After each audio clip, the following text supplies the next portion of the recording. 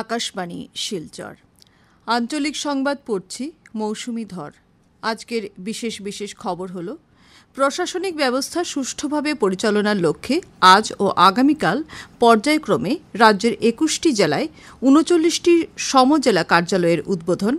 জনস্বাস্থ্য কারিগরি মন্ত্রী জয়ন্ত মল্ল বড়ুয়ার করিমগঞ্জ জেলায় রামকৃষ্ণনগর ও পাথারকান্দি দুটি সমজেলা কার্যালয়ের উদ্বোধন।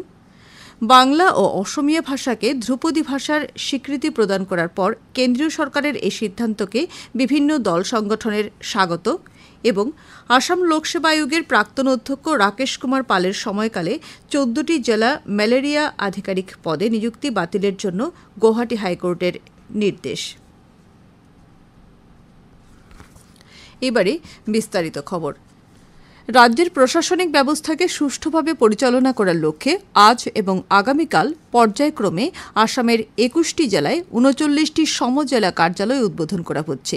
এই প্রশাসনিক সংস্কারমূলক ব্যবস্থার মাধ্যমে এখন থেকে সাধারণ নাগরিকরা জমির রাজস্ব, ন্যায় ব্যবস্থা, উন্নয়নমূলক প্রকল্প রূপায়ণ, খাদ্য ও অসামরিক সরবরাহ, আবগারি ইত্যাদি বিভিন্ন জেলা পর্যায়ের সেবাগুলো সমজেলা কার্যালয়ে লাভ করবেন।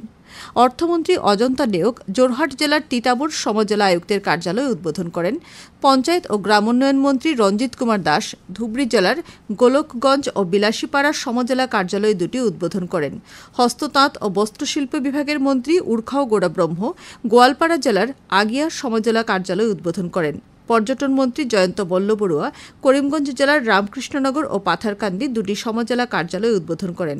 মন্ত্রী সঞ্জয় কিষান গোলাঘাটের ধনশিরি সমজেলা কার্যালয় উদ্বোধন করেন।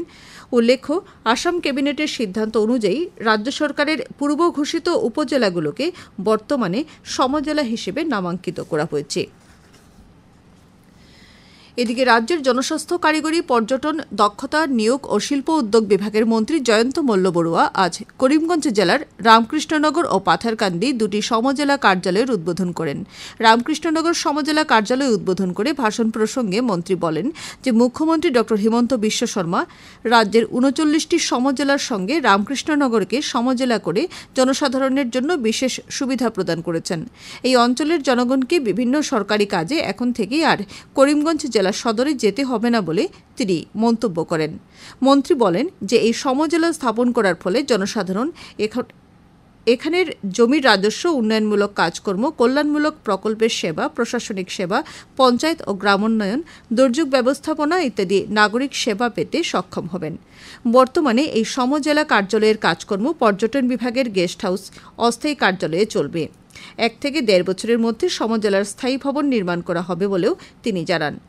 অনুষ্ঠানে রামকৃষ্ণনগর সমজেলা আয়ুক্ত ধ্রুবজ্যোতি দেব, চক্র আধিকারিক সৌভিক দত্ত, মন্ত্রীশ্রী প্রমুখ উপস্থিত ছিলেন।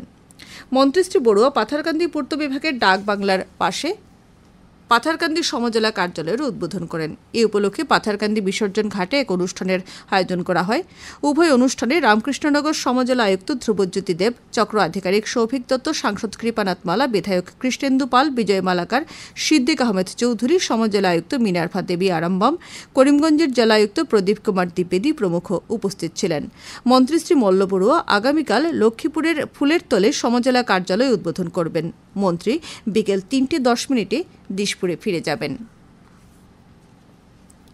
প্রধানমন্ত্রী নরেন্দ্র মোদীর পৌরোহিত্যে অনুষ্ঠিত কেন্দ্রীয় মন্ত্রিসভা বাংলা, অসমিয়া সহ ৫টি ভাষাকে ধ্রুপদী ভাষার মর্যাদা প্রদানে অনুমোদন জানিয়েছে।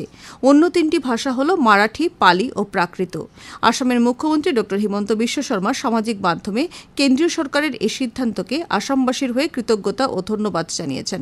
তিনি বলেন যে প্রাচীন কামরূপ তথা আসামের সভ্যতা সংস্কৃতির এই স্বীকৃতি পুনরায় আসামকে সমৃদ্ধ করল। এই সিদ্ধান্তের দ্বারা অসমিয়া ভাষাকে জগৎসভায় নিয়ে যেতে তিনি সমর্থ হবেন বলে উল্লেখ করেন। এর আগে তামিল, তেলেগু, সংস্কৃত, কানাড়া, মালয়ালম ও ওড়িয়া ভাষাকে ধ্রুপদী ভাষার তালিকায় সন্নিবিষ্ট করা হয়েছিল। অসমিয়া ভাষাকে ধ্রুপদী ভাষার মর্যাদা প্রদানের পর অসম গণ পরিষদ প্রধানমন্ত্রী নরেন্দ্র মোদীকে কৃতজ্ঞতা জানিয়েছে। অসমিয়া ভাষাকে জগৎসভায় নিয়ে যাওয়ার ক্ষেত্রে যে সকল মহান মনীষী অহরাত্র কাজ করেছিলেন তাদের প্রতি অগপর সভাপতি অতুল বরা শ্রদ্ধা নিবেদন করেন। অসমিয়া ভাষা এই অলঙ্কার পরিধান করার পর প্রত্যেক অসমিয়ার দায়িত্ব ও দায়বদ্ধতা বেড়ে গেছে বলে তিনি উল্লেখ করেন। চলতি বছরের ৩০ নভেম্বর থেকে গুয়াহাটিতে ভারত আন্তর্জাতিক বিজ্ঞান মহোৎসবের আয়োজন করা হয়েছে। এই মহোৎসব ৩রা ডিসেম্বর পর্যন্ত চলবে। কেন্দ্রীয় বিজ্ঞান ও প্রযুক্তি মন্ত্রণালয়, পৃথিবী বিজ্ঞান মন্ত্রণালয় এবং বিজ্ঞান ভারতীর সহযোগিতায় এই মহোৎসবের আয়োজন করা হয়েছে। বৈজ্ঞানিক ধারণার প্রচার ও প্রসার, সাফল্যকে স্বীকৃতি দেওয়া এবং দেশের জনসাধারণের মধ্যে বৈজ্ঞানিক সচেতনতা বৃদ্ধি করার উদ্দেশ্যে এই মহোৎসবের আয়োজন করা হয়েছে। কেন্দ্রীয় বিজ্ঞান ও প্রযুক্তি মন্ত্রী জিতেন্দ্র সিং আজ এক সাংবাদিক সম্মেলনে একথা জানিয়ে বলেন যে বিজ্ঞান মহোৎসবে জাতীয় ও আন্তর্জাতিক বিশেষজ্ঞদের আলোচনা চক্র, প্রদর্শনী, প্রতিযোগিতা, কর্মশালা, প্রযুক্তি প্রদর্শন সহ বিভিন্ন আকর্ষণীয় কার্যসূচি, জ্ঞান বিনিময় কার্যসূচি ইত্যাদির আয়োজন করা হয়েছে।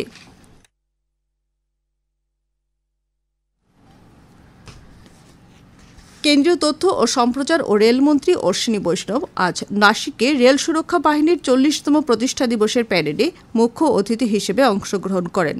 অনুষ্ঠানে রেলমন্ত্রী ৩৩ জন আরপিএফ জওয়ানকে পুলিশ পদক, জীবন রক্ষা মেডেল প্রদান করেন। এই পুরস্কারগুলি দেশের রেলওয়ে পরিষেবায় সুরক্ষা প্রদানে গুরুত্ব প্রদান করা সহ বাহিনীর অন্যান্য সদস্যদের এই ক্ষেত্রে উৎসর্গিত মনোভাব সহকারে কাজ করে যেতে উৎসাহ যোগাবে। আকাশবাণী শিলচর কেন্দ্রের আঞ্চলিক সংবাদ এখন থেকে আমাদের ইউটিউব চ্যানেল এআইআর নিউজ শিলচরের মাধ্যমেও শোনা যাচ্ছে। এছাড়া আমাদের Facebook page all India radio news শিলচরের মাধ্যমেও এই সংবাদ শোনা যাবে। খবর শুনছেন আকাশবাণী শিলচর কেন্দ্র থেকে। গুয়াহাটি হাইকোর্ট আসাম লোকসেবা আয়োগের প্রাক্তন অধ্যক্ষ রাকেশ কুমার পালের সময়কালে ১৪টি জেলার ম্যালেরিয়া আধিকারিক পদের নিযুক্তি বাতিলের নির্দেশ দিয়েছে। একজন বঞ্চিত প্রার্থীর দাখিল করা আবেদনের শুনানি গ্রহণ করে গুয়াহাটি হাইকোর্টের মুখ্য বিচারপতি বিজয় কৃষ্ণ ও বিচারপতি উন্নিকৃষ্ণ নায়ারের খণ্ড বিচারপীঠ ১৪টি পদের বাছাই তালিকা বাতিল করে নতুন করে নিযুক্তি প্রক্রিয়া আরম্ভ করতে নির্দেশ দিয়েছে। লোকসেবা আয়োগ ২০১২ সালে স্বাস্থ্য বিভাগের অধীনে ১৪টি ম্যালেরিয়া আধিকারিক পদের বিজ্ঞাপন প্রকাশ করেছিল। পরবর্তী পর্যায়ে কমিশন বাছাই পরীক্ষা ও মৌখিক পরীক্ষা অনুষ্ঠিত করে ১৪ জন প্রার্থীর তালিকা প্রকাশ করেছে। কিন্তু একাংশ প্রার্থীর নম্বর বৃদ্ধি করে উত্তীর্ণ করা হয় এবং শুধু মৌখিক পরীক্ষার নম্বরের ভিত্তিতে প্রার্থী বাছাই নিয়ে একজন বঞ্চিত প্রার্থী উচ্চ ন্যায়ালয়ে মামলা দায়ের করেছিল।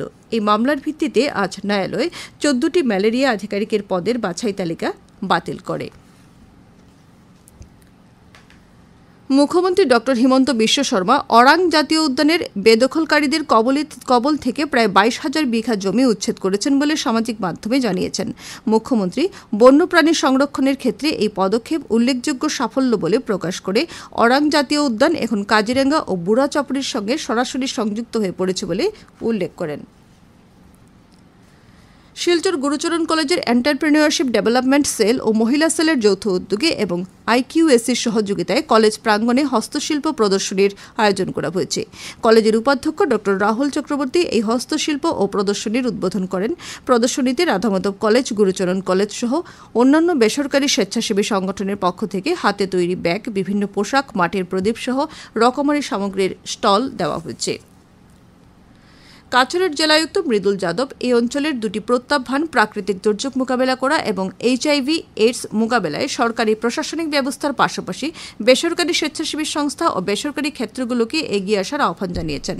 কাছাড় জেলা দুর্যোগ মোকাবেলা কর্তৃপক্ষ এবং ইম্প্যাক্ট উইভার প্রাইভেট লিমিটেডের যৌথ উদ্যোগে গতকাল শিলচর জেলা ক্রীড়া সংস্থার সভাকক্ষে আয়োজিত North East development conclave Barak Valley edition শীর্ষক বিষয়ের উপর বক্তব্য রাখতে গিয়ে জেলায়ুক্ত শ্রী যাদব একথা বলেন। জেলায়ুক্ত শ্রী যাদব বলেন যে বেসরকারি স্বেচ্ছাসেবী সংস্থাগুলো প্রাকৃতিক দুর্যোগ মোকাবেলা, জলবায়ু পরিবর্তন এবং HIV/AIDS মোকাবেলায় তৃণমূল স্তরের অভিজ্ঞতা রয়েছে।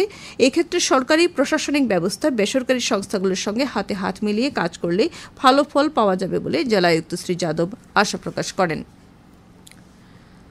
কাছাড়ের জেলা সৈনিক কল্যাণ আধিকারিক এক বিজ্ঞপ্তিতে জানিয়েছেন যে প্রাক্তন সৈনিক যাদের স্ত্রীর নামে এখনও পারিবারিক পেনশনের জন্য পিপিওতে অনুমোদন করা হয়নি, তাদের খুব শীঘ্র ডিসচার্জ বই, পিপিও, ESM পরিচয়পত্র, স্ত্রীর আধার কার্ড সঙ্গে নিয়ে জেলা সৈনিক কল্যাণ আধিকারিকের কার্যালয়ে যোগাযোগ করতে বলা হয়েছে। শেষ করার আগে খবরের বিশেষ অংশ আরও একবার।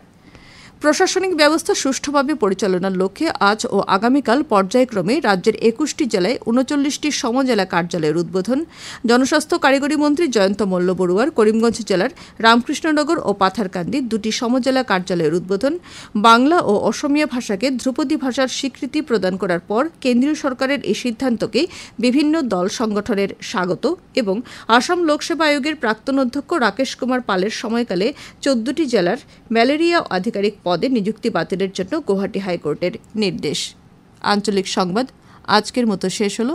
পরবর্তী সংবাদ আগামীকাল সকাল ৭টা ৩৫ মিনিটে।